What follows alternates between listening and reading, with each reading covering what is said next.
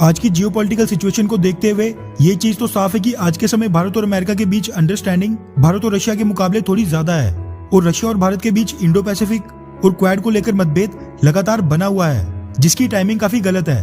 क्योंकि दूसरी तरफ भारत और चाइना की सेना एक दूसरे के साथ जंग करने के लिए बिल्कुल तैयार बैठी है। मगर अंतर्राष्ट्रीय कूटनीति में कभी भी कुछ भी हो सकता है और हर एक चीज की पॉसिबिलिटी बनी रहती है। जैसे कि कुछ समय से पाकिस्तान और रशिया की नजदीकियां काफी बढ़ रही थी, दोनों देशों के बीच गैस पाइपलाइन समझौता भी हुआ था और साथ में सैन्य अभ्यास करने के लिए रशियन सैनिक पाकिस्तान भी आए थे। इन सबको देखकर पाकिस्तान काफी खुश था और उसको लग रहा था कि बस अब तो रशिया पाकिस्तान की जेब में आकर बैठ गया है और इस चीज को पाकिस्तानी मीडिया भी बड़े जोरों शोरों से उठा रहा था और ये प्रोपेगेंडा फैलाने में लगा था कि पाकिस्तान और रशिया काफी अच्छे दोस्त बन गए हैं। मगर नए साल पर पाकिस्तान को फिर से मुंह की खानी पड़ी है।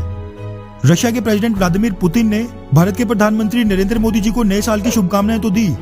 मगर ना पाकिस्तान और ना ही पाकिस्तान के प्रधानमंत्री इमरान खान को दी। और ये चीज साफ इस बात को क्लियर करती है कि आज के समय बेशक रशिया और भारत के बीच कुछ मसले हैं, मगर रशिया के लिए पाकिस्तान इतना भी मायने नहीं रखता कि वो उसके लिए भारत को ही नाराज कर दे। वहीं भारत और अमेरिका की बात करें तो फिलहाल आज के समय तो दोनों देश काफी ज्यादा करीब आ गए हैं, मगर कल क्या होगा वो किसी को नहीं पता क्योंकि अमेरिका ने कार्सा एक्ट के अंतर्गत रशिया से S-400 मिसाइल डिफेंस सिस्टम खरीदने पर जो कड़े प्रतिबंध टर्की पर लगाए हैं, उनका खतरा भारत पर भी बढ़ गया है। दरअसल जी न्यूज और कुछ और मीडिया हाउसेस के हवाले से ये खबर सामने निकल कर आ रही है कि भारत द्वारा रशिया से S-400 मिसाइल डिफेंस सिस्टम खरीदने पर अमेरिका भारत से काफी नाराज है, जिसका खुलासा यूएस कांग्रेस की एक रिपोर्ट से हुआ है। इस रिपोर्ट के अनुसार अमेरिका टर्की की तरह भारत पर भी कड़े प्रतिबंध का ऐलान कर सकता है। CRS यानी कि कांग्रेशनल रिसर्च सर्विस ने यूएस कांग्रेस के लिए तैयार की गई अपनी रिपोर्ट में बोला है कि भारत अमेरिका के साथ टेक्नोलॉजी शेयरिंग और वेपन को प्रोडक्शन इनिशिएटिव्स के लिए तो बड़ा आतुर और उत्सुक रहता है, मगर भारत खुद अपनी डिफेंस ऑफसेट पॉलिसीज में जरूरी फेर बदलाव करके अपने डिफेंस सेक्टर में FDI लिमिट